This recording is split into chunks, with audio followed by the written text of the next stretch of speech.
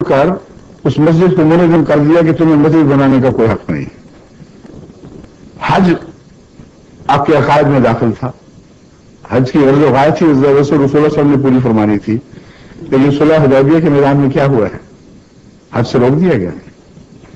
یہ علامتیں ہیں نا. اب تاریخی اسلام پر نظر ڈالیں.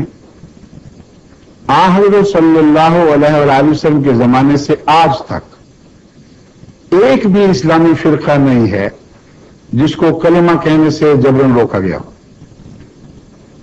ایک بھی اسلامی فرقہ نہیں ہے جس کو نماز پڑھنے سے روکا گیا ہو. نماز کی طرز میں اختلاف پر فساد ہوئے ہیں. نماز پڑھنے سے کبھی نہیں روکا گیا. حج سے نہیں روکا گیا. مسجدیں بنانے اور مسجدیں کہنے سے نہیں روکا گیا. اذان دینے سے نہیں روکا گیا. یہاں تک کہ شیعہ اذان میں تو علی صفی اللہ وغیرہ قسم کے الفاظ میں ملتے ہیں، لیکن اس کے باوجود مسلمانوں نے برداشت کیا ہے. اذان کہنے سے نہیں روکا. یہ ساری باتیں 84 میں پوری طرح سزا بن کر احمدیوں کے اوپر نافذ ہوئی ہیں. بعد آ جاؤ کلمہ پڑھنے سے ورنہ مار پڑے گی. کلمہ پڑھو گے تو موت کی سزا ہے. ہم اسے رسول اللہ صلی اللہ علیہ وسلم کی حد تک سمجھتے ہیں کہ ایک احمدی یہ کہے محمد رسول اللہ. یہ تمام باتیں احمدیت کے حق میں یکجا ہوئی یا نہیں ہوئی. اگر ہوئی تو وہ جو آخری کفن کیل ٹھوکنے والا تھا، کافن کہتے ہیں تابوت کو، وہ ضیاء صاحب نے اپنے ہاتھ سے ٹھوک دیا. اس کے اندر کیا تھا؟ 72 فرقے. سب متفق ہو گئے کہ احمدی الگ ہم الگ. ہم جو مرضی اختلاف کر لیں، ہمیں غیر مسلم نہ کہنا، ہماری نمازیں نہ روکنا، ہمارے کلمے نہ روکنا، ہماری طرز عبادت پر اعتراض نہ کرنا. ہم سب اب ایک ہو چکے ہیں. ایک ہی گن تھا جسے ہم نے نکال کے باہر پھینک دیا ہے. یہ فیصلہ ہوا ہے نا. اور رسول اللہ علیہ وسلم کا کیا فیصلہ تھا؟ جب 72 ہوں گے اور ایک ہوگا تو سچا کون ہوگا؟ 72 کے ایک. اور ان کا فیصلہ کیا ہے؟ 72.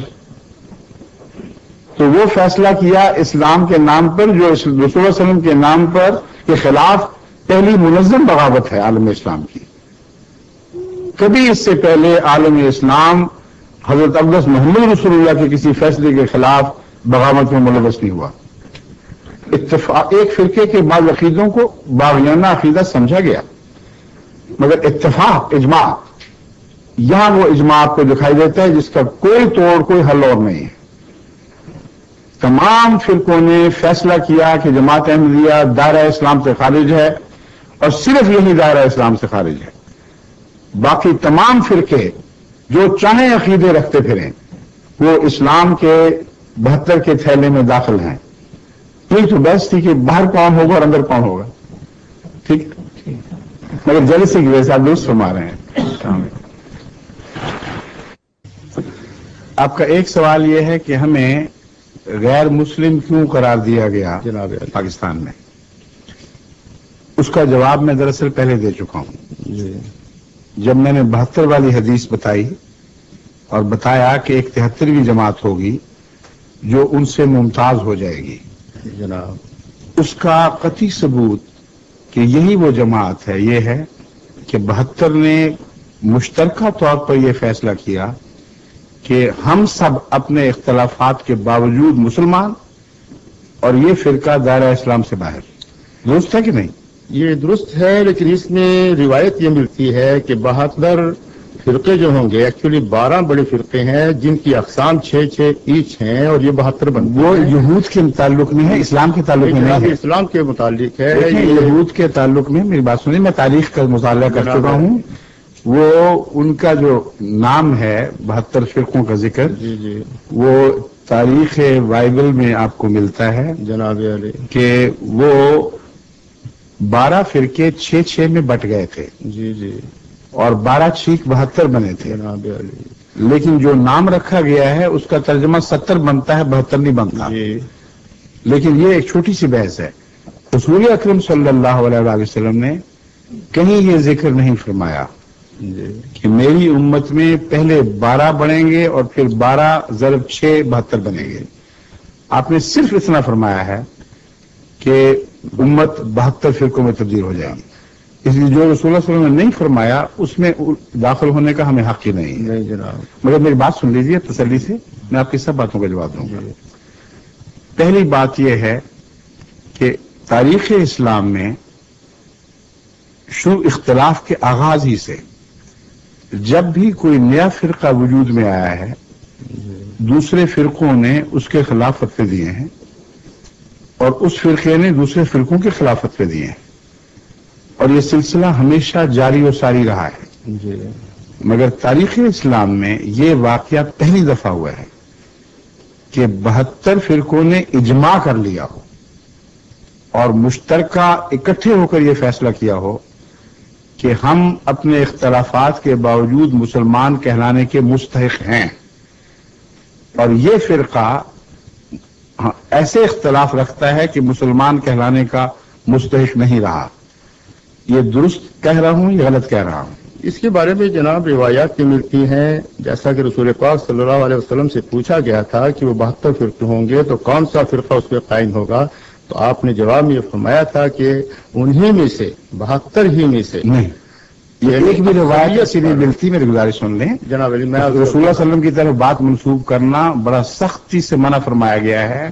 میں وہ الفاظ نہیں کہنا چاہتا، آپ کے لیے تکلیف دہ ہوں گے. میں روایت بیان کر چکا ہوں. یہ مسلمہ روایت شیعہ رسالوں میں بھی ہے، کتب میں بھی ہے، سنی کتب میں بھی. وہابی جو فرقہ جن کا آغاز امام عبد الوہاب سے ہوا انہوں نے بھی اس روایت کو کوٹ کیا ہے. وہ الفاظ یہ ہیں، لیکن آپ نے فرمایا کہ وہ ایک فرقہ جماعت، فرقہ نہیں اس کو فرمایا، اس کو جماعت فرمایا. جماعت اس کی پہچان یہ ہے ما انا علیہ و اصحابی، میں جس حال پر ہوں اور میرے غلام میرے ساتھی جس حال پر ہیں وہ جماعت اس حال پر پائی جائے گی، اس کو پہچانے. اور اس کے ساتھ مزید اضافہ ہے، جیسا کہ امام ولی الدین رحمۃ اللہ علیہ نے اپنی احادیث کے مجموعے میں واضح کیا ہے کہ اور وہ جماعت اکثریت میں ہوگی اور تم اکثریت کی طرف رجوع کرنا. یہ بات اس لیے درست نہیں کہ اس حدیث میں اشارہ اس کے برعکس ملتا ہے. حضرت صلی اللہ علیہ وسلم کی کلام کی وہ تشریح جو خود آپ کے اپنے مضمون کے مخالف ہو، یہ کسی صورت میں چاہے کتنے بڑا امام کا نام ہو قابل قبول نہیں ہو سکتی. آپ نے فرمایا 72 فرقوں میں امت بٹ چکی ہوگی. 72 فرقوں میں ساری امت. اس کے بعد یہ جماعت ظہور میں آئے گی. نہیں، اس کے بعد کا لفظ بعد میں ہے. یہ آپ کیوں نہیں پڑھتے؟ حدیث دوبارہ پڑھ لیجئے. 72 فرقوں میں امت بٹ چکی ہوگی. پھر تکونو جو جماعت ہے اس کے متعلق فرمایا وہ یہ 73ویں ہوگی. 73 کا لفظ بولا ہے. 73ویں جماعت اچانک اکثریت میں کیسے ہو گئی؟ بہرحال اس بات کو مان بھی لیا جائے تو وہ 73ویں جماعت جامع طور پر اتنی اکثریت میں ہوگی. درست نہیں یہ بات، اس لیے کہ آپ کا استنباط بغیر بنیاد کے ہے. میں نے جو ایک منٹ ٹھہریے، آپ سوال کرنے آئے ہیں، آپ پروفیسر ہیں. آپ کو عادت نہیں ہے کہ طلبہ آپ سے بات کریں اور آپ کی بات کو رد کریں کسی دلیل سے. اس لیے وہی رویہ آپ مجھ سے اختیار فرما رہے ہیں. آپ نے سوال فرما لیا، حوصلہ کریں. جس طرح طالب علم جب آپ سے سوال کرتا ہے تو آپ توقع رکھتے ہیں کہ انٹرپٹ نہ کرے بار بار اور جواب سن لے. اس لیے میرا جواب سن لیں، پھر اطمینان کرانا تو اللہ کا کام ہے. فرمائیے. پہلی بات یہ ہے کہ آن حضرت صلی اللہ علیہ وسلم نے جو نقشہ کھینچا ہے اس میں ساری امت کے 72 میں بٹنے کا نقشہ ہے. سواد اعظم جس کو کہتے ہیں وہ ساری امت ہی ہوئی، اور کیا ہوا؟ اور وہ 72 فرقوں میں تقسیم ہو جائے گی. پھر 73ویں جماعت ہوگی جس کے متعلق فرمایا کہ وہ جنتی ہوگی. اب آپ یہ بتائیں کہ وہ اچانک اکثریت میں کیسے ہو جائے گی؟ کون اس جماعت کو پیدا کرے گا؟ 72 کے متعلق دوسری حدیث آپ دیکھیں جس میں لکھا ہوا ہے کہ یہود کے مشابہ ہوں گے. تو واپس مسیح کے زمانے میں جائیں، وہ امت موسوی جو 72 فرقوں میں بٹ چکی تھی وہ اچانک تو اقلیت نہیں بنی. ایک لمبے دور تک حضرت مسیح کو ماننے والوں پر مظالم کا سلسلہ جاری رہا اور 300 سال کے عرصے میں پھر وہ عظیم انقلاب برپا ہوا کہ حضرت مسیح کو ماننے والے اکثریت میں ہو گئے اور آپ کے مخالفین اقلیت رہ گئے. تو یہی سلسلہ یہاں جاری ہونا تھا اگر یہ مسیح سچا ہے.